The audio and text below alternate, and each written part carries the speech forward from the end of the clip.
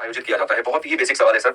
अगर हम बात करें कि इसकी शुरुआत कब की गई थी, इंटरनेशनल इंडियन ट्रेड फेयर की अगर हम बात करें तो इसकी शुरुआत कब की गई थी? इसकी शुरुआत की गई थी साल 1980 में, 1980s के अंदर। ठीक है, सालाना कब लगता है? सालाना नवंबर के महीने में लगाया जाता है ये मेला। ठीक है, बहुत सारे भारत के जितने भी देश हैं कहीं ना कहीं उनसे व्यापारी आते हैं, अपने सामान को प्रदर्शित करते हैं, यहाँ पे मतलब दिखाते हैं कि भाई हमारे पास ये नया सामान है, इसे आप खरीद सकते हो। तो इंटरनेशनल इंडियन ट्रेड फेयर की यहाँ पर हम बात कर रहे हैं। चलिए जवाब दीजिए फटाफट से, क्या रहेगा सवाल का सही जवाब? बहुत ही बेसिक क्वेश्चन है, आप लोग भी समझ सकते हैं, मतलब बिल्कुल ही सिंपल और साधारण क्वेश्चन है, मगर क्वेश्चन थोड़ा और बेहतर बन सकता है, जैसे कि वो इससे थीम पूछ सकता है रिलेटेड। तो इसकी थीम क्या रहेगी? Local for vocal. क्या रहेगी इसकी थीम? वोकल फॉर लोकल और लोकल टू ग्लोबल। क्या रहेगी इसकी थीम? वोकल फॉर लोकल और local to global. Vocal for local और लोकल टू ग्लोबल, ये इसकी थीम रहेगी। याद रखिएगा, बेसिक मगर शानदार। इस तरीके के क्वेश्चन आपको एग्जाम में देखने के लिए मिलते ही हैं। पहला सवाल बनता है कि कब शुरुआत की गई थी? जयपुर कौन बोल रहा है भाई? जयपुर में लगता है 12 तारीख को। मेला में बड़े सालों से अटेंड करना चाहता हूं सर। Elephant festival. जयपुर के अंदर क्या मिल जाएगा? जयपुर के अंदर आपको मिल जाएगा सर एलिफेंट फेस्टिवल। ये कब लगता है? होली के जस्ट बाद लगता है ये एलिफेंट फेस्टिवल की अगर हम बात करें। ठीक है, तो एलिफेंट फेस्टिवल कब लगता है? होली के जस्ट बाद आप देखेंगे एलिफेंट फेस्टिवल लगता है जयपुर के अंदर। ठीक है, इसके अलावा खजुराहो फेस्टिवल की अगर हम बात करें, किस फेस्टिवल की? खजुराहो फेस्टिवल की अगर हम बात करें तो खजुराहो फेस्टिवल ये कहां पर लगता है, या फिर खजुराहो का मेला कहां पे लगता है? तो ये मध्य प्रदेश में, एमपी में आपको देखते हुए नजर आएगा। सवाल का सही जवाब क्या है? सवाल का सही जवाब नई दिल्ली है। जितने क्वेश्चन बनते हैं सारे के सारे इंपॉर्टेंट है, अच्छे से याद रखिए, काम चल जाएगा। ठीक है, बढ़ते हैं अगले सवाल की तरफ, देखते हैं नेक्स्ट क्वेश्चन। अगला सवाल है, Ajay Kumar Shrivastava has been appointed as the MD of. सवाल है कि भाई ये जो अजय कुमार श्रीवास्तव है ना, ये निम्नलिखित में से किस बैंक के एमडी है? एमडी का मतलब क्या होता है? मैनेजिंग डायरेक्टर आपको मिल जाएंगे निम्नलिखित में से किस बैंक के। ठीक है, अजय कुमार श्रीवास्तव निम्नलिखित में से किस बैंक के एमडी मिल जाएंगे, मैनेजिंग डायरेक्टर आपको मिल जाएंगे? पंजाब नेशनल बैंक के, पीएनबी के। पीएनबी की अगर हम बात करें सर, पीएनबी की यदि हम बात करें तो पंजाब नेशनल बैंक की स्थापना कब की गई थी? पंजाब नेशनल बैंक की स्थापना की गई थी 1894, 1894। दो क्वेश्चन यहाँ से ये भी बनते हैं, इसके फाउंडर आपको कौन मिल जाएंगे? ठीक है, इसके फाउंडर यहाँ पर आपको कौन देखने के लिए मिलेंगे? ये सवाल एग्जाम में बन सकता है कि पंजाब नेशनल बैंक के फाउंडर यहाँ पर आपको कौन देखने के लिए मिल जाएंगे। ठीक है, तो अगर हम बात करें पंजाब नेशनल बैंक की, तो यहाँ पर आपको मिल जाएंगे दयाल सिंह मनजीठिया। कौन मिल जाएंगे सर? यहाँ पर आपको मिल जाएंगे दयाल सिंह मनजीठिया, जो आपको मिल जाएंगे दयाल सिंह मनजीठिया और लाला लाजपत राय। ठीक है, और लाला लाजपत राय जो यहाँ पर आपको मिल जाएंगे, इन्हें ही कहीं ना कहीं फाउंडर के रूप में देखा जाता है। 1894 में स्थापना की गई थी किसकी? तो 1894 में स्थापना की गई थी पंजाब नेशनल बैंक की। पीएनबी की अगर हम बात करें, एक्यूरेट डेट पूछता है तो 19 मई 1894। अगर एक्यूरेट डेट पूछता है तो 19 मई 1894 को स्थापना की गई थी। अब आता है सवाल का सही जवाब, कि क्वेश्चन का सही आंसर क्या है? सवाल का सही जवाब है Indian overseas bank. Option number D इस क्वेश्चन का सही आंसर है। इंडियन ओवरसीज बैंक जो आपको मिल जाएगा वो इसका सही और सटीक आंसर आपको देखने के लिए मिलेगा। इसके जो फाउंडर मिल जाएंगे तो चिदम्बरम चेत्तर नाम के व्यक्ति आपको मिल जाएंगे। इस बैंक की स्थापना की गई थी साल 1937 में, 1937 में। फाउंडर कौन मिल जाएंगे? तो चिदम्बरम चिदम्बरम चिदम्बरम चेट्टियर यहाँ पर आपको इसके फाउंडर मिल जाएंगे, ये भी याद रखिएगा।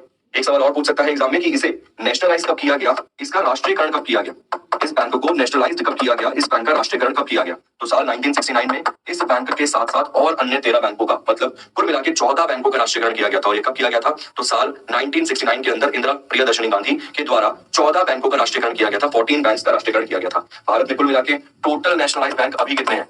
करंट समय में बता दो भाई कितने हैं? करंट समय में टोटल नेशनलाइज्ड बैंक कितने मिल जाएंगे? फटाफट से जवाब दे दो जल्दी से कमेंट करके। भारत में करंट मौजूदा परिस्थिति में कितने नेशनलाइज्ड बैंक मिल जाएंगे? एक बैंक है, अल्लू अर्जुन जी बोल रहे हैं, बहुत बढ़िया वैभव राजपूत जी। कुल मिला के कितने राष्ट्रीयकरण वाले नेशनलाइज्ड बैंक आपको मिल जाएंगे? 12। ये सवाल भी एसएससी की परीक्षा में पूछा गया भाई कुछ समय पहले, याद रखिएगा। ठीक है, तो हमने दो ऑप्शंस को डील किया है और दो ऑप्शंस को पकेड़ के रख दिया, मतलब उसकी पक्की पकड़ के रख दिया कि पूरी तरह जितना हम डील कर सकते हैं उस क्वेश्चन को वैसे हमने डील करने की कोशिश की। नेक्स्ट क्वेश्चन देखिए, अगला सवाल स्क्रीन पर। अगला सवाल कहता है कि लंदन में ब्रिटिश ईस्ट इंडिया कंपनी की स्थापना के समय भारत का सम्राट कौन था? लंदन में जब ब्रिटिश ईस्ट इंडिया कंपनी की स्थापना की गई थी तो भारत में सम्राट का मतलब यहाँ पर यह है भाई कि भारत में मुगलिया बादशाह कौन था। तो चलो भाई मुगलिया बादशाह के बारे में पढ़ लेते हैं एक बार। अगर हम बात करें देखो अकबर के बारे में, तो अकबर का जो शासनकाल है वो आपको मिल जाएगा 1555 से लेकर 1605। उसके बाद अगर हम बात करें भाई जहांगीर के शासनकाल की, तो 1606 मान लो, 1606 से लेकर 1627 तक किसका शासनकाल आपको मिल जाएगा? तो ये शासनकाल आपको मिल जाएगा यहाँ पे जहांगीर का। ठीक है, वैसे कई सारी किताबों में 1605 भी दिखा देता है, तो कंफ्यूज होने की जरूरत नहीं है, 1605 मान लोगे तो भी कोई दिक्कत नहीं। उसके बाद कौन मिलेगा? तो जहांगीर के बाद आपको मिल जाएगा शाहजहां। शाहजहां का कार्यकाल 1628 से लेकर, कब से लेकर? 1628 से लेकर 1658, 658 तक आपको मिल जाएगा कार्यकाल शाहजहां का। और उसके बाद आता है औरंगजेब, 1658 से लेकर 1707 तक। ठीक है, 1658 से लेकर ये मिल जाएगा 1707 तक। वो ऐसा कौन सा मुगलिया बादशाह था जो सबसे लंबे समय तक राज करता है? एक सवाल और पूछ रहा हूं सर, वो ऐसा कौन सा मुगलिया बादशाह था जो सबसे लंबे समय तक मुगलिया बादशाह बन के रहा, मुगलिया वंश पर उसने राज किया? ये सवाल आपके एग्जाम में आ सकता है भाई। ईस्ट इंडिया कंपनी की स्थापना की अगर हम बात करें तो बहुत बेसिक सवाल है सर। ईस्ट इंडिया कंपनी की स्थापना यहाँ पे जो लिखा हुआ है लंदन में ब्रिटिश ईस्ट इंडिया कंपनी की स्थापना, तो ये की गई थी वर्ष 1600 के अंदर। अब इसके हिसाब से अगर ऑप्शन के हिसाब से हम अरेंज करें तो बेसिक सवाल बन जाता है भाई। सवाल का सही जवाब क्या है? अकबर क्वेश्चन का सही और सटीक आंसर। ठीक है। अगर आपको ईयर्स याद रहेंगे ना सर, तो ऑटोमेटिकली आपको याद रहेगा कि किस वर्ष से लेकर किस वर्ष तक कौन सा शासक था और उसके कार्यकाल में उसके समय पर क्या हुआ, बहुत आसानी से आपको याद रहेगा। ठीक है। अकबर के बारे में अगर हम बात करें तो भाई अकबर का जो जन्म है वो 1542 में हुआ था, 1542 में। अकबर बेटा था हुमायूं का। उम्मीद करता हूं आप सभी लोग जानते हैं, हुमायूं ने अपने ही छोटे भाई के जो गुरु थे उनकी ही बेटी से शादी करी थी और जन्म हुआ था अकबर का 1542 में, 1542 में। अकबर की अगर हम बात करें सर, तो अकबर ने शपथ कब ली, तो भाई 1555 यहाँ पर लिखा हुआ है, आप देख सकते हैं। और यहीं पर मृत्यु हो जाती है हुमायूं की। किसकी मृत्यु हो जाती है, तो भाई हुमायूं की यहीं पर मृत्यु हो जाती है अपनी ही सीढ़ियों से गिर कर मरने की वजह से, जिसके चलते अकबर कालानौर नामक स्थान पर, कौन से स्थान पर, कालानौर नामक स्थान पर शपथ लेता है। और इसको शपथ कौन दिलवाता है, तो इसे शपथ दिलवाता है बैरम खान। ठीक है। और अकबर के ही शासनकाल में लड़ा जाता है सेकंड पानीपत का युद्ध। कौन से पानीपत का युद्ध, तो सेकंड पानीपत का युद्ध लड़ा जाता है। और ये कब लड़ा जाएगा, 1556 के अंदर। मैंने पहले भी आपको वो कहानी सुनाई है और आज एक बार फिर उससे रूबरू करवाना चाहूंगा।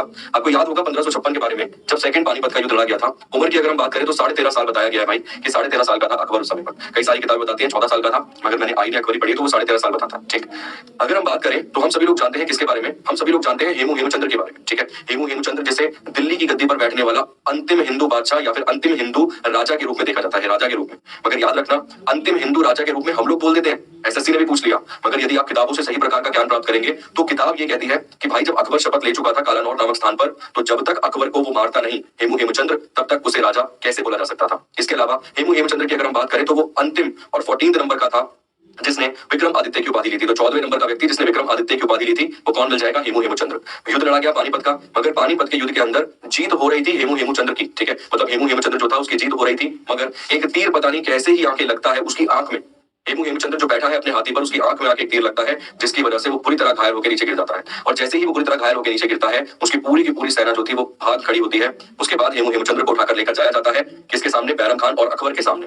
एक इतिहास ये दिखाता है कि अकबर खुन्नस में, मतलब गुस्से में अपनी तलवार निकालता है और जबरदस्त वार करता है हेमूचंद्र की गर्दन पे। उसकी गर्दन कटती नहीं है, क्योंकि उस समय जो अकबर था मात्र 13-13.5 वर्ष का एक बालक था। आप मान सकते हो 13.5-14 वर्ष का एक बालक था। एक और वार करता है, फिर नहीं कटती। उसके बाद इतिहास ये बताता है कि बैरम खान अपनी गर्दन निकालता, अपनी तलवार निकालता है और एक वार करता है और हेमूचंद्र की गर्दन काट देता है। मगर एक इतिहास ये दिखाता है कि अकबर जो था वो दयालु था, तो वो अकबर बोलता है अरे छोड़ो यार जाने दो। मगर ऐसा नहीं है सर, अकबर एक बादशाह था और कहीं ना कहीं उसके अंदर बादशाही खून भी था। तो पहले वाली कहानी मुझे ज्यादा अच्छी लगती है। ठीक है। ज्यादा सच्ची लगती है, अच्छी लगने से यहाँ पे अर्थ है ज्यादा सच्ची लगती है। इसके अलावा अकबर ही युद्ध लड़ता है 1576 में, 1576 में, जिसे हम जानते हैं हल्दी घाटी के युद्ध के नाम से। हल्दी घाटी के युद्ध में वो स्वयं भाग लेने के लिए नहीं पहुंचता, मगर उसका जो सेनापति है, जिसकी हम बात कर रहे हैं मान सिंह की, जो उसका नवरत्न में से एक भी था, तो मान सिंह जाता है और यहाँ पर युद्ध लड़ता है। इतिहास ये कहता है ना किसी की जीत हुई ना किसी की हार हुई, मगर हार अकबर की हो जाती दूसरे तीसरे दिन ही। कैसे हो जाती, क्योंकि अकबर का बेटा जहांगीर जो बैठा हुआ था हाथी पर, उसके पास आता है भाई चेतक जो महाराणा प्रताप का घोड़ा था और मारता है पैर, मतलब पैर हवा में उठा के मारता है उसके सर पे, हाथी के सर पे, और हाथी जो था फड़फड़ाकर गिर जाता है। और बैठा हुआ था भाई जहांगीर उसी हाथी पर, वो भी गिरता है साथ में। वो तो पकड़ लेता है भाई पीछे से, पीछे अगर पकड़ा जाता तो वहीं कट जाती गर्दन वर्दन, और जो अकबर का वंश था वो समाप्त हो जाता। इसका मतलब मुगलिया वंश समाप्त हो जाता। तो ये भी अकबर की किस्मत आप मानिएगा। ठीक है। बहुत सारे पॉइंट बनते हैं अकबर से संबंधित, औरंगजेब से, शाहजहां से, जहांगीर से, जो हिस्ट्री में आपको पढ़ने ही पड़ेंगे सर, ऐसे काम नहीं चलता। ठीक है। याद रखिएगा, इंपॉर्टेंट है सारे के सारे पॉइंट। चलिए आगे बढ़ चलते हैं सर। अगला है अष्टप्रधान, बहुत सा काउंसिल ऑफ मिनिस्टर। अष्टप्रधान जो है सर वो काउंसिल ऑफ मिनिस्टर है, मतलब मंत्री परिषद है। मौजूदा समय में काउंसिल ऑफ मिनिस्टर्स में कितने प्रकार के मंत्री होते हैं भाई, करंट टाइम में काउंसिल ऑफ मिनिस्टर्स में कितने प्रकार के मंत्री मिल जाएंगे, काउंसिल ऑफ मिनिस्टर्स में कितने प्रकार के मंत्री मिल जाएंगे, इसका जवाब भी दे दो भाई साथ साथ। कितने प्रकार के मंत्री जो है वो मिल जाएंगे, काउंसिल ऑफ मिनिस्टर्स में कितने प्रकार के मंत्री मिल जाएंगे। एक सवाल ये भी है, इसका और जवाब दे दो जरा फटाफट से। क्लास पेपर लाइक करो, क्लास पेपर शेयर भी करो। अबे क्या पेपर के अगले दिन पढ़ोगे,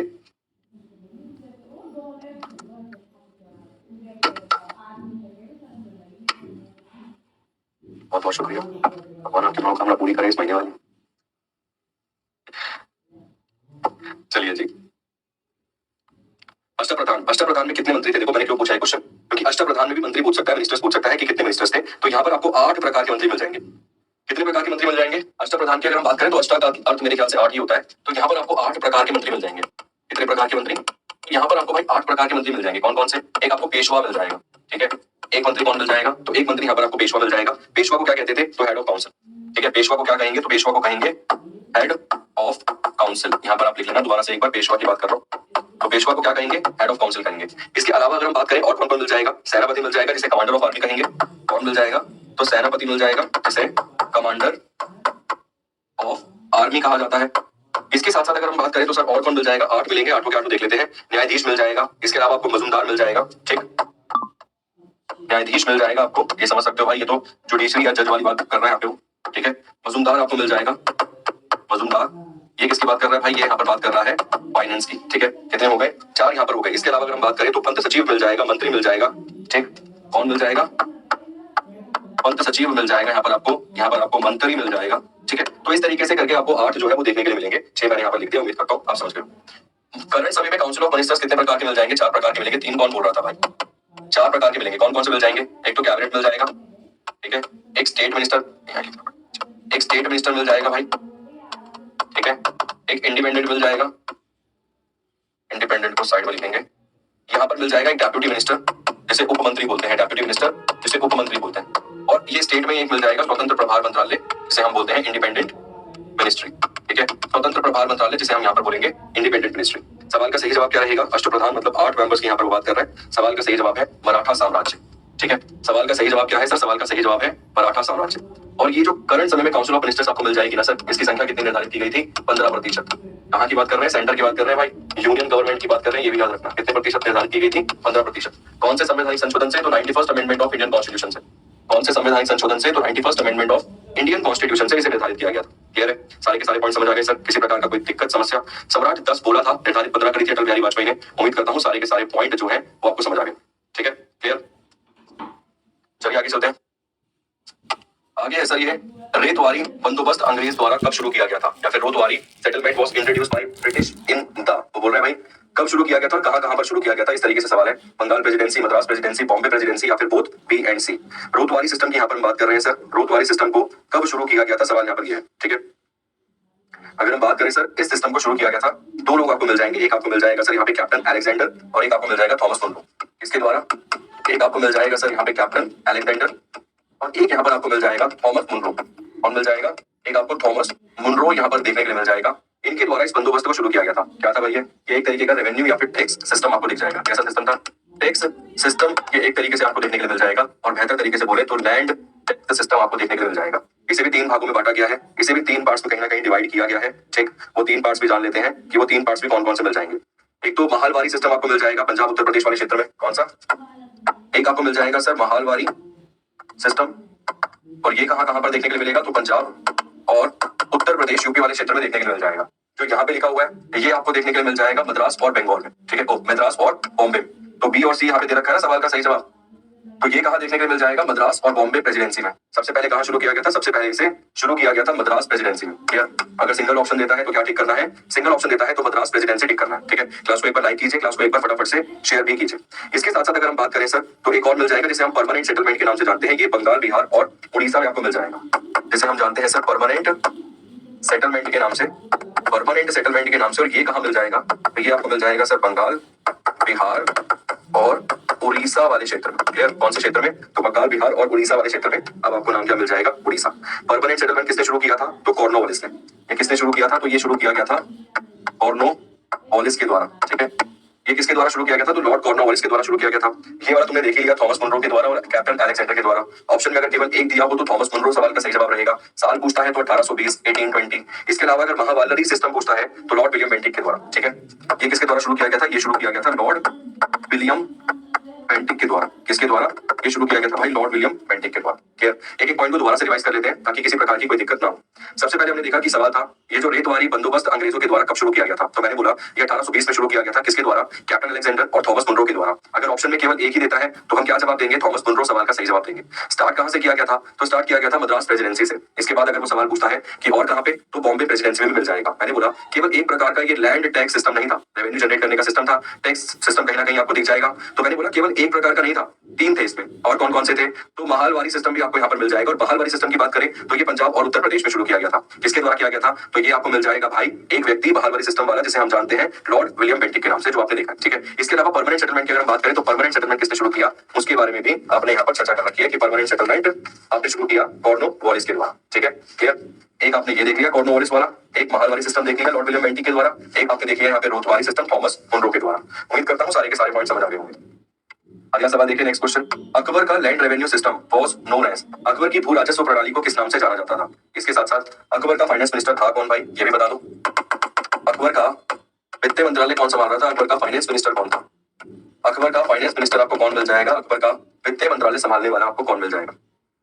अगला सवाल नेक्स्ट क्वेश्चन आपकी स्क्रीन पर है, फटाफट से जवाब देने की कोशिश कीजिए सर। अकबर के नवरत्नों में से एक रत्न आपको ये भी मिल जाएगा, और सवाल यहाँ पर ये है कि अकबर के नवरत्नों में से एक जो यहाँ पर आपको मिलेगा, जिसे हम जानते हैं टोडरमल के नाम से, वो क्या संभालता था? तो वो यहाँ पर संभालता था इसका फाइनेंस सिस्टम। ठीक है, इस नाम से जानते हैं हम, इसको जानते हैं टोडरमल के नाम से। तो फाइनेंस मिनिस्टर कौन मिल जाएगा? अकबर का फाइनेंस मिनिस्टर आपको मिल जाएगा टोडरमल। सवाल यहाँ पर ये है कि निम्नलिखित में से किस सिस्टम को अकबर के भू राजस्व प्रणाली का किस नाम से जाना जाता था? इस तरीके से। तो याद रखिएगा, सबकी सिस्टम की यहाँ पर हम बात कर रहे हैं, जिसे बोला गया है land revenue system of Mughal dynasty या फिर मुगल पीरियड के समय पर जब्ती सिस्टम का इस्तेमाल किया जाता था। ठीक है, और जब्ती सिस्टम की अगर हम बात करें तो इसे ही धशाला सिस्टम के नाम से भी जानते थे, या जब्ती सिस्टम के नाम से जानते थे। और इसी को शुरुआत करवाई थी किसके द्वारा? तो इसे ही शुरू किया था राजा टोडरमल ने। और राजा या टोडरमल को राजा की उपाधि किसने दी थी? तो याद रखिएगा, टोडरमल को राजा की उपाधि अकबर ने ही दी थी। एक बार सारे के सारे पॉइंट्स को मैं दोबारा रिवाइज करा देता हूँ। सबसे पहले मैंने बोला जब्ती सिस्टम सवाल का सही जवाब है, इसे ही हम बोलते हैं ये धशाला सिस्टम के नाम से भी इसे ही हम जानते हैं। कैसा सिस्टम है सर? तो लैंड रेवेन्यू सिस्टम आपको ये मिल जाएगा।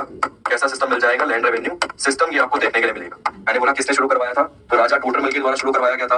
राजा टोडरमल कौन था? तो फाइनेंस मिनिस्टर था राजा टोडरमल। किसके दरबार में? तो अकबर के दरबार में। अकबर ने ही इसको राजा की उपाधि दी थी, जैसे मान सिंह को राजा की उपाधि दी थी। तो सवाल का सही जवाब क्या है? सवाल का सही जवाब है ऑप्शन नंबर बी, जब्ती प्रणाली की यहाँ पर हम बात कर रहे हैं। क्लियर? अच्छा पॉइंट है, इंपॉर्टेंट पॉइंट है, याद रखिएगा। एग्जाम में अगर सवाल आता है तो आप जवाब दे पाएंगे। ठीक, नेक्स्ट क्वेश्चन देखिए। अगला सवाल स्क्रीन पर है, साइंस से संबंधित क्वेश्चन है, तो वैसे ही सारे के सारे साइंटिस्ट हो भाई तुम तो।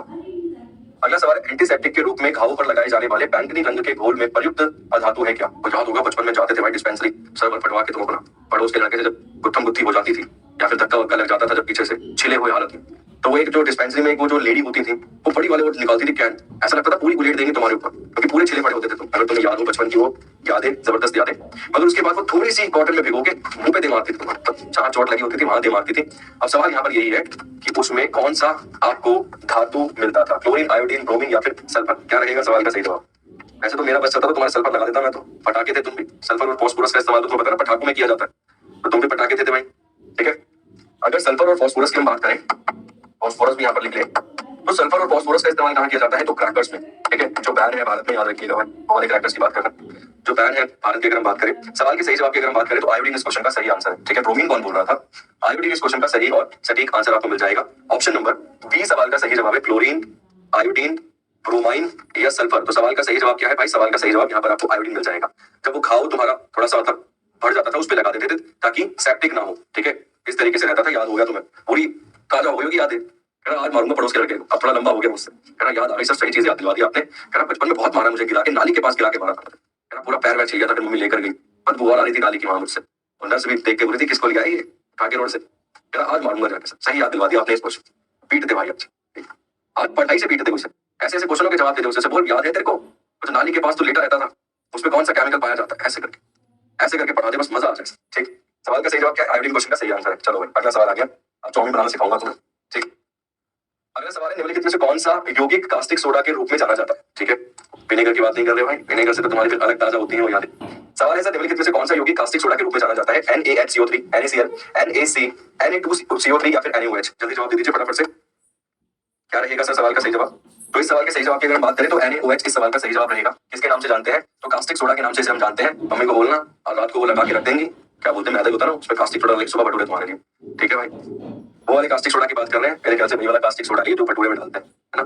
तो चलिए आगे और डिस्कस कर लेते हैं। अगर हम बात करें सर NaHCO3 की, तो ये क्या मिल जाएगा? ये आपको मिल जाएगा सर अपना बेकिंग सोडा। ये है भाई बेकिंग सोडा, ये वाला बेकिंग सोडा की बात यहाँ हो रही है, वो कास्टिक सोडा है, याद रखिए ये बेकिंग सोडा है। ठीक है, साथ साथ अगर हम बात करें तो NaHCO3 को क्या बोलते हैं? सोडियम बाइकार्बोनेट भी बोलते हैं। इसके अलावा कैल्शियम क्लोराइड की अगर हम बात करें, जैसे ब्लीचिंग पाउडर बोलेंगे, वो भी याद रखिएगा। इसके अलावा अगर हम बात करें सोडियम हाइड्रोक्साइड की, तो NaOH जिसे हम कास्टिक सोडा भी बोलते हैं, तो ये सोडियम, ये क्या मिल जाएगा? NaOH जिसे हम कास्टिक सोडा भी बोलते हैं, तो ये आपको मिल जाएगा सोडियम हाइड्रोक्साइड। क्या मिल जाएगा भाई? तो ये आपको मिल जाएगा सोडियम हाइड्रोक्साइड, ये आपको मिल जाएगा सर सोडियम हाइड्रोक्साइड। ठीक है, इसके अलावा अगर हम बात करें Na2CO3, इसके साथ डॉट डाल के अगर वो H2O भी आप जोड़ देंगे, 10H2O, तो क्या बन जाएगा? वॉशिंग सोडा बन जाएगा। सोडियम कार्बोनेट की यहाँ पर हम बात करते हैं, ये क्या बन जाएगा सर? ये बन जाएगा यहाँ पे वॉशिंग सोडा, इसे हम क्या बोलते हैं? Sodium bicarbonate. चलिए आगे बढ़ते हैं जल्दी से। और ऐसा है मतलब मेरी साइंस बहुत अच्छी रही है सर एक समय पे, मैं नॉन मेडिकल स्टूडेंट ही रहा हूँ, इसके अलावा बीटेक भी करिए, मगर बहुत लंबा समय हो गया तो मैं साइंस बिल्कुल कट ऑफ है। मुझे पॉलिटी आती है, हिस्ट्री आती है, थोड़ी बहुत ज्योग्राफी भी आती है, इकोनॉमिक्स भी आती है, स्टैटिक्स की दुनिया जान की आती है, करंट भी बहुत आती है।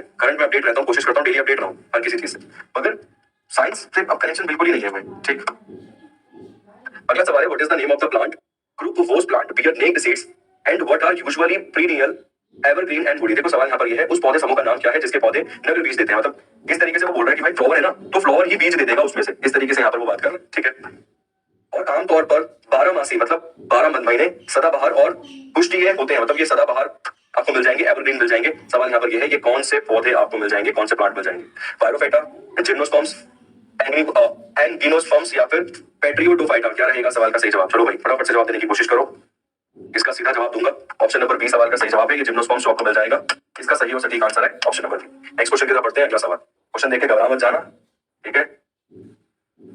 आराम से पढ़ना, जितने आराम से पढ़ोगे उतना बेहतर रहेगा। सवाल आपकी स्क्रीन पर है, match the following. Cryptophytes, xerophytes, lithophytes और एम्फीबियंस। और सामने है plants growing on both land and water, plants growing on rock surface, plant growing on desert, plant growing on ice surface. तो चलिए कीजिए भाई, मैच कर लीजिए इसे। मैच द फॉलोइंग की यहाँ पर वो बात कर रहा है। अगर हम बात करें सर क्रिप्टोफेटिस की, तो क्रिप्टोफेटिस आपको ऐसे प्लांट मिल जाएंगे, क्रिप्टोफेटिस आपको ऐसे पौधे यहाँ पर देखने के लिए मिल जाएंगे जो आइस सरफेस पे उगते हैं, ठीक है। ये कहाँ पर उगते हैं भाई? ये उगते हैं आइस सरफेस पे, ठीक है। याद रखना भाई, अगर एग्जाम में सवाल आता है तो टिक कर देना। ये कहां पर उगते हैं? तो ये आइस सरफेस पे उगते हैं। ज़ायरोफेटास की अगर हम बात करें तो ज़ायरोफेटास कहां पर उगते हुए आपको नजर आएंगे? तो ये आपको डेजर्ट में नजर आएंगे। कहां पर? ये आपको डेजर्ट में नजर आ जाएंगे। इसके अलावा अगर हम बात करें लिथोफेटास की, तो लिथोफेटास आपको कहां नजर आएंगे? ये आपको रॉक पे, चट्टानों पर नजर आ जाएंगे, ठीक है। ये आपको चट्टानों पे नजर आ जाएंगे। इसके अलावा एम्फीबियंस की अगर हम बात करें तो एम्फीबियंस आपको कहां नजर आएंगे? ये वाटर में और लैंड सरफेस दोनों पे। तो बोथ यहाँ पर लिख सकते हो, वाटर और लैंड सरफेस। अब करते हैं एक बार मैच। चौथा जो है वो ए के साथ मैच कर रहा है। इसमें एक बार देखना भाई, चौथे में कहीं ए डाल रखा है, सब में ए डाल रखा है। खेल गया भाई, मेरे को लग रहा है तो हम तो यही मानते थे एक के साथ टिक कर देंगे। और ढूंढो भाई।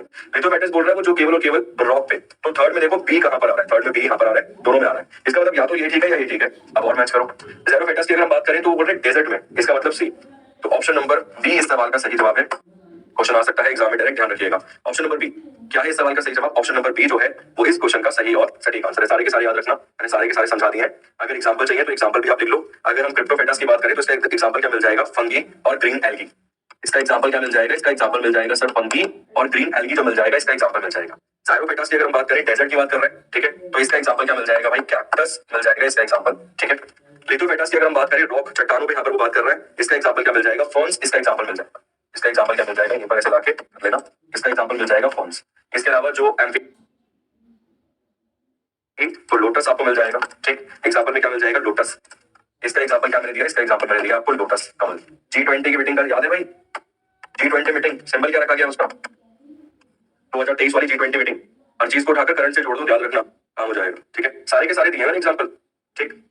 कौन सा है इसका एग्जांपल? चलिए सर, अब आप चाहते हैं कि और डिटेल में और विस्तार पूर्वक अगर आपकी पढ़ाई हो जाए तो एसएससी एमटीएस प्रतिज्ञा बैच यहाँ पर आपको मिल जाएगा। 12,500 वैकेंसीज है, बहुत है भाई, बहुत सारी वैकेंसीज है। फायदा लो बिल्कुल, जीरो रिस्क पर जाओ, जीरो रिस्क पर। 799 का कोर्स है। जीके की बहुत महत्वपूर्ण भूमिका, 75 नंबर की आएगी भाई। अगर हम बात करें जहां से नंबर सही में काउंट होंगे वहां 75 की आ रही है, 75 की। तो जीके के बिना होना ही नहीं, और इंग्लिश के बिना। और तुम्हारी दोनों ही कमजोर है, दिक्कत ये है। तो तुम्हारी स्ट्रॉन्ग की रीजनिंग उसे हटा दिया एमटीएस से, खेल गया बताओ, ठीक है। तुम्हारी दुखती नस दबा दी उसने।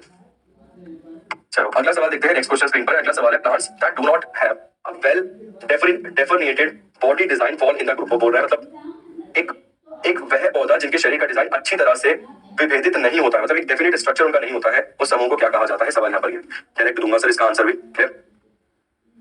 चलिए जी, क्या रहेगा सवाल का सही जवाब? इसका सही जवाब है थैलोफेटा। ऑप्शन नंबर सी सवाल का सही जवाब है थैलोफेटा, इस क्वेश्चन का सही और सटीक आंसर। बढ़ते हैं अगले सवाल की तरफ। ये क्वेश्चन आप पीछे पढ़कर आए हो तो जल्दी जवाब दो इस क्वेश्चन का। सवाल है, मरुस्थलीय परिस्थिति के प्रति सहनशील पौधे कहलाते हैं क्या? कैक्टस। हमें देखो कैक्टस पता था, वो पूछ रहा है भाई मरुस्थलीय परिस्थिति में कैक्टस तो उग जाता है, उसकी प्रजाति को कहते क्या है? सवाल यहाँ पे ये है, पोलोफेटास, ज़ेरोफेटास, हेलोफेटास या फिर हाइड्रोफेटास। अगर हेलोफेटास की हम बात करें तो हेलोफेटास आपको क्या मिल जाएंगे? ये सॉल्ट टॉलरेंट आपको प्लांट मिल जाएंगे। हेलोफेटास की अगर हम बात करें तो क्या मिल जाएंगे? मतलब सैलिनिटी वाले वाटर में सॉल्ट वाले प्लांट मिल जाएंगे, ऐसे लिख लेना। इसका मतलब है जो नमकीन या नमक वाला पानी होता है उसमें भी उग जाते हैं ये वाले पेड़। इसके अलावा हाइड्रोफेटास की अगर हम बात करें तो ये फ्रेश वाटर में उगने वाले प्लांट आपको मिल जाएंगे। कहां पर उगने वाले? Fresh water. कौन से? तो फ्रेश वाटर में उगने वाले प्लांट आपको मिल जाएंगे, उन्हें हम क्या कहते हैं? हाइड्रोफेटा। अगर आपको याद हो पीछे ऑप्शन में यार ये तो था ही नहीं, पोलोफेटास नाम का तो कोई था ही नहीं, तो ज़ेरोफेटास सवाल का सही जवाब रहेगा, ठीक है। क्लियर है सर? वो जाइलम और फाइलम वाला पढ़ा है, प्लांट में क्या लेकर जाता है बताना एक बार। जाइलम क्या लेकर जाता है और फाइलम क्या लेकर जाता है प्लांट में? कौन सा है जो वाटर कैरी करता है और कौन सा है जो फूड कैरी करता है प्लांट के अंदर? पढ़ा होगा भाई 10वीं क्लास में, बड़ी जबरदस्त डेफिनेशन दी गई थी इसकी तो। चलिए जी, क्या रहेगा सवाल का सही जवाब? सवाल आपकी स्क्रीन पर है। कौन सा पानी कैरी करता है? इसमें से लिख के बताना प्रॉपर कि पानी कौन कैरी करता है और खाना कौन कैरी करता है। एक्स का मतलब आप बता रहे हो वाटर है, ऐसा बता रहे हो। और फ्लोएम या फाइलम जिसे हम बोलते थे तो खाना वो कैरी करेगा, ये आप बता रहे हो भाई।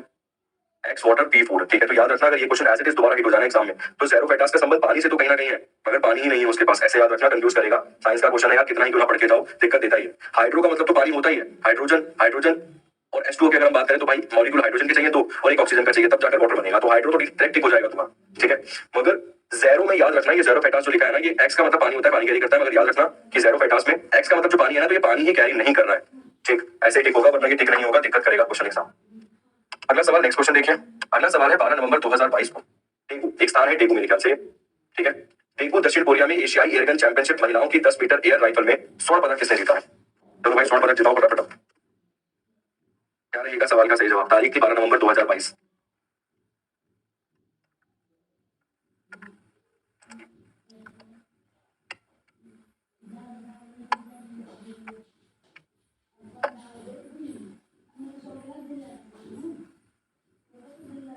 चलिए, क्या रहेगा इस सवाल का सही जवाब? इस सवाल का सही जवाब है sir Mehuli Ghosh. Option number D इस सवाल का सही जवाब है, याद रखिएगा। इस क्वेश्चन का सही आंसर आपको क्या मिल जाएगा? इस क्वेश्चन का सही आंसर आपको मिल जाएगा मेहुली घोष। 12 नवंबर 2022 को 12 नवंबर 2022 को मेहुली घोष ने क्या जीता? तो 12 नवंबर 2022 को डेगू में खेली गई एयर गन चैंपियनशिप में 10 मीटर में गोल्ड जीत कर आई है Mehuli Ghosh. Option number D सवाल का सही जवाब। नेक्स्ट क्वेश्चन देखिए। अगला सवाल है sir, breast cancer awareness month हर साल किस महीने में मनाया जाता है? आपने देखा होगा कई बार खिलाड़ियों को या फिर कई बार अन्य लोगों को पिंक कलर का रिबन हाथ पे बांधे हुए, ठीक है। तो वो पिंक कलर का जो रिबन है वो किसके लिए बांधा जाता है? तो वो ब्रेस्ट कैंसर अवेयरनेस के लिए ही बांधा जाता है, याद रखिएगा। सवाल यहाँ पर यह है, ब्रेस्ट कैंसर अवेयरनेस मंथ जो है वो कौन से महीने में मनाते हैं? एक सवाल और पूछूंगा, वो न्यूट्रिशन मंथ वाला जो था ना, वो कौन से महीने में मनाते हैं? न्यूट्रिशन मंथ कौन से महीने में है भाई? इसका जवाब और दे दीजिए। अगर ब्रेस्ट कैंसर अवेयरनेस मंथ की अगर हम बात करें तो 1 अक्टूबर से लेकर 31 अक्टूबर तक आपको ये मिल जाएगा। 1 अक्टूबर से लेकर 31 अक्टूबर तक यहाँ पर आपको ये देखने के लिए मिलेगा, ठीक है। सारे के सारे पॉइंट इंपॉर्टेंट है। 1 अक्टूबर को वैसे कौन सा डे मनाते हैं, मुझे ये बता दीजिए। 1 अक्टूबर को कौन सा दिवस, कौन सा डे मनाया जाता है? 31 अक्टूबर को क्या मना रहे हैं? तो भाई इस दिन यूनिटी डे मना रहे हैं, यूनिटी डे मना रहे हैं। यूनिटी डे की अगर हम बात करें तो एकता दिवस मना रहे हैं। कौन सा दिवस? एकता दिवस। इसके साथ साथ अगर हम बात करें 31 अक्टूबर को ही हम मना रहे हैं, इंदिरा गांधी जी की हत्या भी 31 अक्टूबर को ही की गई थी, ठीक है। ये भी याद रखना। हाँ स्थान है भाई, स्थान है इनके जी, ये स्थान है। अगर आप इसमें देखोगे ना, टेगू जो था वो साउथ कोरिया में स्थान है, क्लियर। 1 अक्टूबर को क्या मनाते हैं मुझे ये बता दो, वर्ल्ड में, विश्व में। 2 अक्टूबर को तो गांधी जयंती मनाते हैं, सब जानते हैं भाई। ओल्ड सीनियर सिटीजन डे मनाते हैं, ठीक। आया है ये क्वेश्चन भी एग्जाम में, एसएससी में आया है। Senior citizen day, coffee day कब मनाते हैं? सीनियर सिटीजन डे तो हो गया, कॉफी डे कब मनाते हैं? Coffee day, international coffee day कब मनाते हैं? एक और बन गया क्वेश्चन। सवाल का सही जवाब अक्टूबर है। न्यूट्रिशन मंथ कब मनाते हैं? इसका जवाब भी नहीं मिला, सितंबर में मनाते हैं, ठीक, क्लियर। अगला देखते हैं, नेक्स्ट क्वेश्चन आपके स्क्रीन पर है। अगला सवाल है, 36th edition of national games has been launched by prime minister Narendra Modi in. सवाल है, प्रधानमंत्री नरेंद्र मोदी ने राष्ट्रीय खेलों के 36वें संस्करण का शुभारंभ किया था कहां पर? ठीक है, 1 अक्टूबर पे मनाते हैं कॉफी डे भी। कॉमन सेंस जो है ना वो आराम से बिक रही है, बढ़िया तरीके से थोड़ा उसको जोड़ के रखना साथ में, तभी फायदा होगा भाई। ऐसे ही याद रख रखा है, देखो बैक टू बैक बनते हैं ना क्वेश्चन, तो ऐसे ही मैंने भी याद रख रखा है एक साथ। सवाल आपकी स्क्रीन पर है, जवाब देने की कोशिश कीजिए। अहमदाबाद, गांधीनगर, सूरत या फिर बड़ौदा। अब देखो इससे क्या क्या सवाल बनते हैं। इससे ये सवाल बनता है क्योंकि ये हो गया है, खेल गए हैं, तो भाई टॉप कौन रहा है, सवाल ये बनता है। फर्स्ट नंबर पे कौन सी टीम रही, सेकंड नंबर पे कौन सी टीम रही, और एटलीस्ट थर्ड नंबर पे कौन सी टीम रही, इसके बारे में हमें पता होना चाहिए। सवाल का सही जवाब अहमदाबाद है। अहमदाबाद में कौन सा स्टेडियम? तो नरेंद्र मोदी स्टेडियम की यहाँ पर हम बात कर रहे हैं। किस स्टेडियम की? नरेंद्र मोदी स्टेडियम, नरेंद्र मोदी स्टेडियम की यहाँ पर हम बात कर रहे हैं। अगर हम बेसिक तरीके से देखें, मोदी जी ने शुभारंभ किया था। सवाल यहाँ पर यह है, टॉप टीम कौन सी रही? तो सर्विस नाम की जो टीम आपको मिल जाएगी वो टॉप पर रही, ठीक है। सर्विस नाम की जो टीम आपको मिल जाएगी वो टॉप पर रही। सेकंड नंबर पे जो टीम आपको मिल जाएगी, सर उसने मेडल जबकि ज्यादा जीते, ठीक है। सेकंड नंबर पे जो टीम आपको मिल जाएगी जबकि उसने मेडल ज्यादा जीते। कुल मिला के कितने जीते? 140। सर्विस ने कुल मिला के कितने मेडल जीते? 128 मेडल जीते। सेकंड नंबर पे रहा महाराष्ट्र, और महाराष्ट्र ने टोटल मेडल कितने जीते? टोटल मेडल जीते सर 140। उसके बाद भी सर्विस जो टीम आपको मिल जाएगी वो फर्स्ट नंबर में मिल जाएगी। एक बार समझ लेते हैं कैसे, क्योंकि सर्विस ने कुल मिला के गोल्ड कितने जीते? 61 जीते, 61। और महाराष्ट्र की टीम ने कुल मिला के गोल्ड कितने जीते? तो इन्होंने 39 गोल्ड जीते केवल। इसी के चलते अगर आप देखेंगे तो महाराष्ट्र की टीम सेकंड नंबर पे रही, और 61 गोल्ड जीतने की वजह से फर्स्ट नंबर पे जो टीम रही उसका नाम है सर्विस, ठीक है, क्लियर। वैसे मेरे ख्याल से 33 की ही रैंकिंग दिखा रहा था, मैं खुद पढ़ के आया हूँ रात को भाई विकिपीडिया पे अच्छे से, ठीक है। सर देखो बिना पढ़े कोई व्यक्ति नहीं पढ़ा सकता सर, आके ऐसे खड़े होकर मैं रैंडमली आके थोड़ी पूछ सकता हूँ अच्छा कहाँ हुआ, तो जीनियस कोई नहीं है सर। देखो अगर आप मेरा रूटीन देखोगे ना, शाम को 6 बजे तक मैं ऑफिस में हूँ, उसके बाद मैं घर जाता हूँ, 6:45 बजे के आसपास मैं जिम जा रहा हूँ, 9 साढ़े 9 तक जिम कर रहा हूँ। उसके बाद जिम से आते ही ना सर मैं तुम्हारा कंटेंट ले बैठता हूँ, और कम से कम 3 घंटे तुम्हारे इस क्लास के एक कंटेंट पे काम करता हूँ, कम से कम 3 घंटे एक क्लास के कंटेंट पे काम करता हूँ। उसके बाद अगले दिन तुम्हारे सामने पेश उठाता हूँ डिलीवर करने के लिए उस कंटेंट, ठीक है। उम्मीद करता हूँ आप समझ सकते हैं कि कितना जरूरी है चीजों को, अगर आप देखेंगे तो कितना जरूरी है इन सब चीजों को पढ़ना, ठीक। आगे चलते हैं, नेक्स्ट क्वेश्चन देखिए। Olympic medallist Mirabai Chanu has won which medal in national games 2022? तो भाई सवाल है नेशनल गेम्स 2022 के अंदर मीराबाई चानू ने कौन सा पदक जीता। मीराबाई चानू की अगर हम बात करें तो मीराबाई चानू ने सबसे पहले ओलंपिक 2021 जो हुए टोक्यो में उसमें सिल्वर मेडल जीता था मीराबाई चानू ने। ठीक है, ओलंपिक में कौन सा जीता था, तो भाई ओलंपिक में सिल्वर मेडल जीता था मीराबाई चानू ने। कल आपने देखा था कर्णम मल्लेश्वरी के बारे में। भारोत्तोलन की अगर हम बात करें, भारोत्तोलन की अगर हम बात करें, वेट लिफ्ट करने की अगर हम बात करें, तो वहां पर कर्णम मल्लेश्वरी जी ने सबसे पहले साल 2000 में भारतीय महिला के तरीके से अगर देखा जाए तो पहला मेडल जीता था। कौन सा मेडल, ब्रॉन्ज मेडल जीता था उन्होंने। ठीक है, क्या रहेगा सर मीराबाई चानू जी से संबंधित अगर सवाल हम देखें तो नेशनल गेम्स की यहाँ पर हम बात कर रहे हैं, महात्मा मंदिर गांधीनगर की यहाँ पर हम बात कर रहे हैं। क्या रहेगा सवाल का सही जवाब, तो 49 केजी में कौन सा मेडल जीता सर, गोल्ड मेडल। कितनी कैटेगरी की यहाँ पर हम बात कर रहे हैं, तो 49 केजी कैटेगरी में कौन सा मेडल जीता सर यहाँ पे, तो यहाँ पर इन्होंने जीता सर अपना गोल्ड मेडल। कौन सा मेडल, गोल्ड मेडल यहाँ पर इन्होंने जीता। याद रखिएगा, बेसिक पदक इंपॉर्टेंट। स्वर्ण पदक। मीराबाई चानू का संबंध भारत में किस राज्य से है भाई, भारत में किस राज्य से संबंध रखती है मीराबाई चानू, फटाफट से जवाब दे दीजिए। बढ़ चलता हूँ अगले सवाल। नेक्स्ट क्वेश्चन, अगला सवाल है which state has inaugurated the Lata Mangeshkar Chowk on Saryu river. सवाल है सर किस राज्य ने सरयू नदी पर लता मंगेशकर चौक का उद्घाटन किया। चलिए सर अगला सवाल, नेक्स्ट क्वेश्चन स्क्रीन पर है सर, लता मंगेशकर चौक का जो अनावरण किया गया। सवाल यहाँ पर यह है कि कहां पर, किस राज्य में। चलिए मणिपुर आप जवाब दे रहे हैं मीराबाई चानू से संबंधित।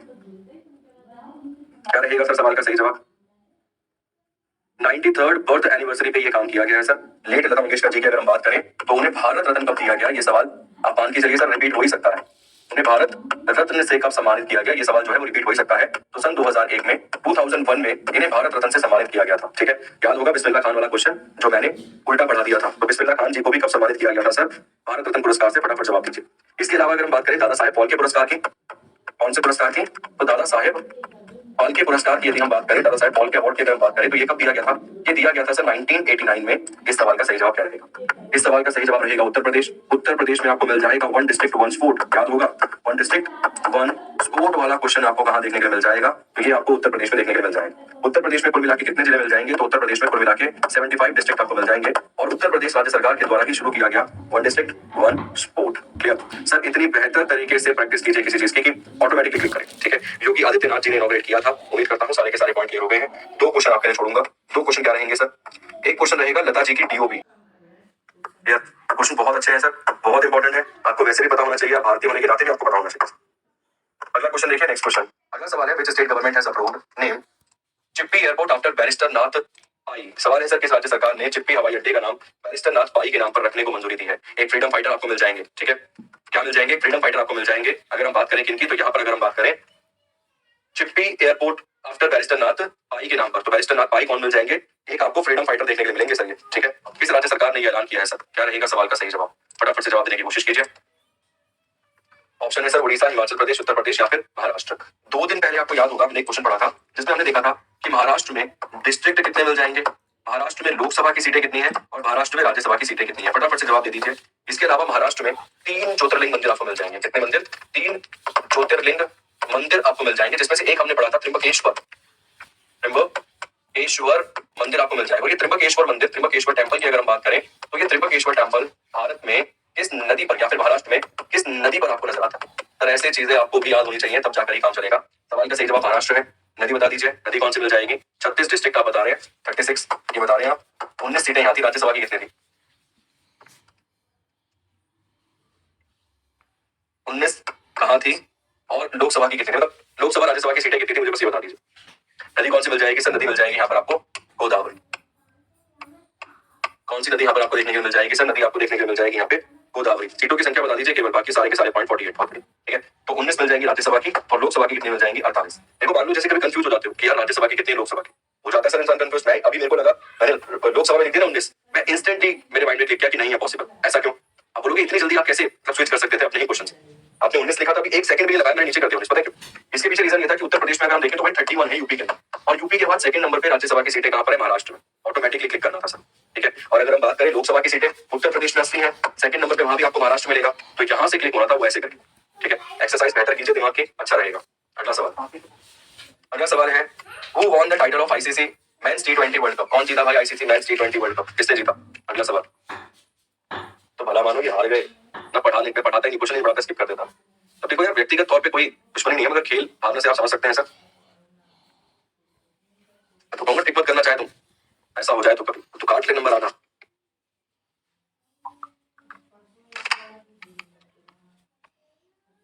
चलिए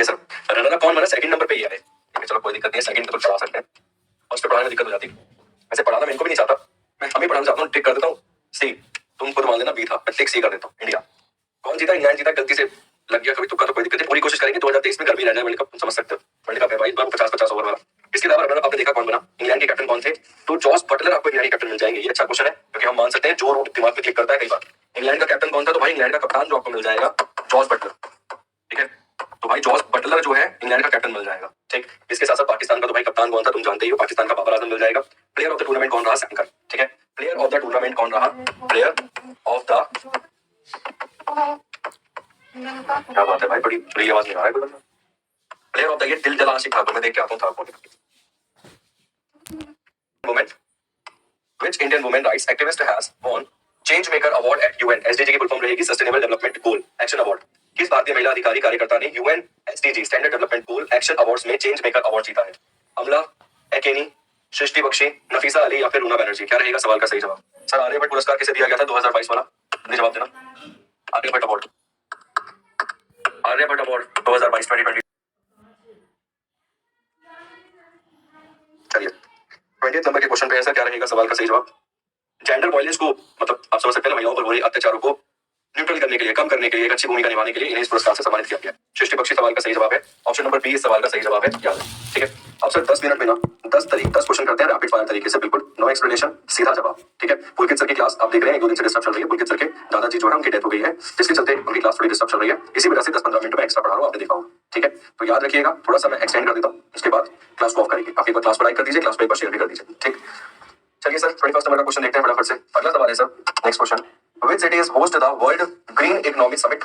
ग्रीन इकोनॉमिक समिट 2022 की मेजबानी किसने करी? दुबई ने, रोम ने, टोक्यो ने या फिर हांगकांग ने? रैपिड फायर तरीके से पढ़ते हैं सर, सीधा सीधा जवाब देते हैं, सीधा सीधा टिक करके आगे बढ़ते हैं।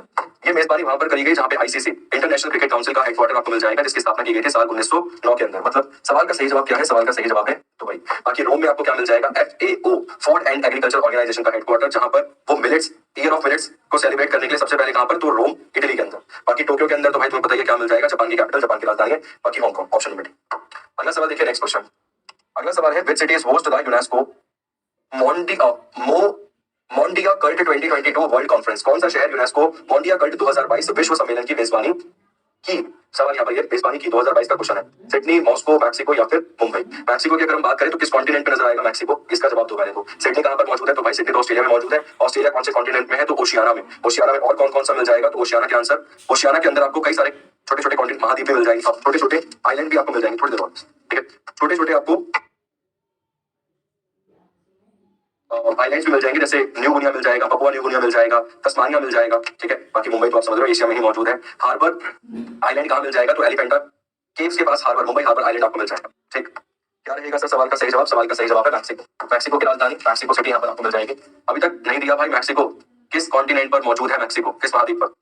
नॉर्थ अमेरिका, बहुत बढ़िया। नॉर्थ अमेरिका में क्या क्या मिल जाएगा? नॉर्थ अमेरिका में कनाडा मिल जाएगा आपको, यूएसए मिल जाएगा, और एक क्या मिल जाएगा? एक आपको मिल जाएगा मैक्सिको, ठीक है, याद रखिएगा। अमेरिका और कनाडा के बीच सबसे लंबी सीमा रखती है 8800 किलोमीटर से भी अधिक लंबी सीमा यहाँ पर आपको नजर आएगी, बेसिक मगर इंपॉर्टेंट।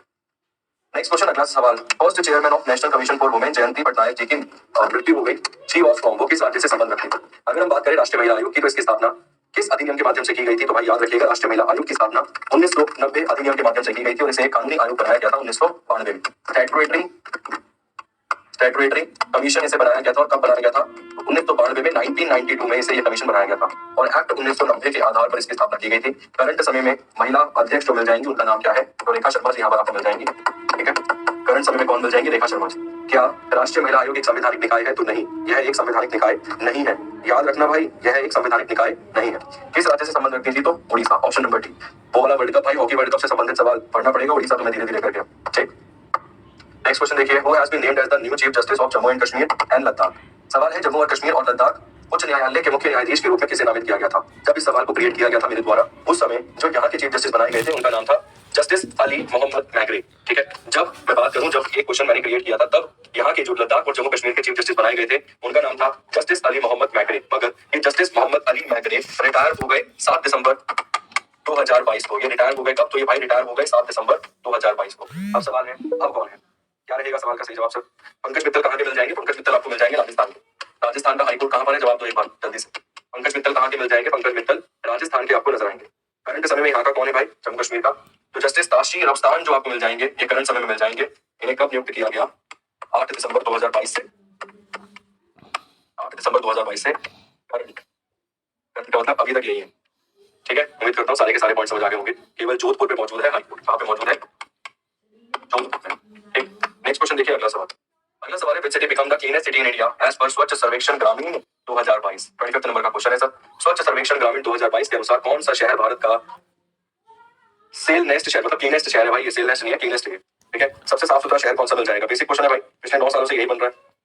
बिल्कुल बेसिक सवाल है, सिंपल सा सवाल है। ठीक है, इसके अलावा आपको याद होगा कल हमने पढ़ा था खेलो इंडिया गेम्स के बारे में। खेलो इंडिया गेम्स का पुराना नाम क्या था? खेलो इंडिया यूथ गेम्स। इसके अलावा खेलो इंडिया गेम्स जो 2022 वाले थे वो कहां करवाए जाएंगे? तो भाई 2023 में वो करवाए जाएंगे मध्य प्रदेश भोपाल के अंदर। उसका मस्केट भी हमने डिस्कस किया था। ठीक है, इसके अलावा हमने पढ़ा था उसका थीम सॉन्ग क्या है, तो हिंदुस्तान का दिल धड़का दो, ऐसा करके कोई सॉन्ग था। मस्केट क्या था? तो मस्केट था उसका चीता आशा। शुभांकर को किसने इनॉग्रेट किया था? तो नरेंद्र मोदी जी ने। सवाल का सही जवाब इंदौर है, ऑप्शन नंबर बी सवाल का सही जवाब। ठीक है सर, पढ़ते हुए कोशिश किया करो, जितने पूरे पॉइंट पुराने रिवाइज हो सकते हैं वो भी रिवाइज हो जाए ऑटोमेटिकली। नेक्स्ट क्वेश्चन देखिए, PM Narendra Modi has launch युवा 2.0 स्कीम टू मेंटर। ये जो युवा 2.0 स्कीम है, इसका संबंध किससे है? मेरे ख्याल से इसमें कुछ असिस्टेंस पैसा वैसा प्रदान किया जाएगा किनको? सवाल यहाँ पर ये। चलिए, क्या रहेगा सवाल का सही जवाब सर? पूरे भारत से 75 युवा ऑथर्स को लाया जाएगा और उनसे कहीं ना कहीं लिखवाया जाएगा। सवाल का सही जवाब है young authors, option number A. ठीक, नेक्स्ट क्वेश्चन देखिए, अगला सवाल। Who has become first Indian cricketer to play 400 T20s। सवाल है सर, निम्नलिखित में से पहला वो क्रिकेटर कौन बन गया जिसने 400 T20 मैच खेल लिए? सवाल आपकी स्क्रीन पर है, फटाफट से जवाब दीजिए। युवा 1.0 लाई गई थी 2020 में। ठीक, थोड़ा रैपिड फायर तरीके से पढ़ा रहा हूँ इसीलिए जल्दी जल्दी। तो भाई शर्मा जी के बेटे रोहित, ऑप्शन नंबर ए सवाल का सही जवाब है, रोहित शर्मा। नेक्स्ट क्वेश्चन देखो, अगला सवाल। Which book has won best book of the year award eight valley of words book award. सवाल है, किस पुस्तक ने 2022 के valley of words book award में वर्ष की सर्वश्रेष्ठ पुस्तक का पुरस्कार जीता है? जिन्ना, टैगोर, गांधी, अ क्वाइट गर्ल या फिर द लोनलीनेस। ये मत पढ़ना भाई तुम, द लोनलीनेस, इसको देखकर ही लग रहा है कि तुम अकेला फील करोगे। चलिए अगला सवाल स्क्रीन पर है सर। नेक्स्ट क्वेश्चन जवाब देने की कोशिश कीजिए।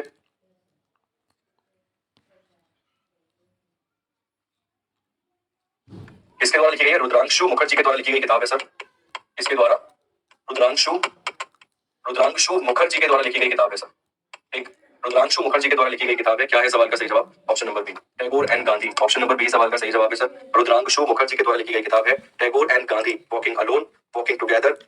Tagore and Gandhi walking alone walking together. ठीक है, बेस्ट बुक चुनी गई है valley of words book award में। डायरेक्ट आएगा भाई क्वेश्चन सीएचएसएल में, एमटीएस में भी आएंगे कम से कम इस तरह के क्वेश्चन, ध्यान रखना।